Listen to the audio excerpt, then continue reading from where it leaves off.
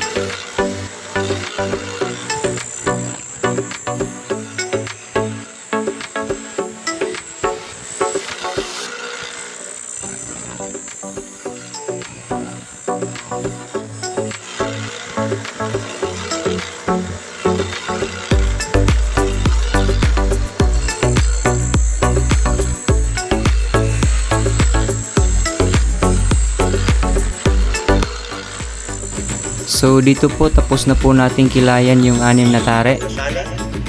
Yan, mapapansin nyo. Makintab na rin yung garol. So ready to final hasa na po yan.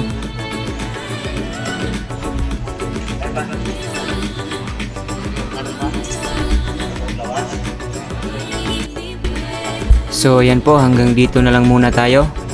At sa mga baguhan pa lang dito sa ating channel ay huwag kalimutang mag-subscribe at i-click mo na rin ang notification bell para updatein po kayo sa mga bagong videos na i-upload po namin. Yan, maraming salamat po. More power at God bless sa inyong lahat.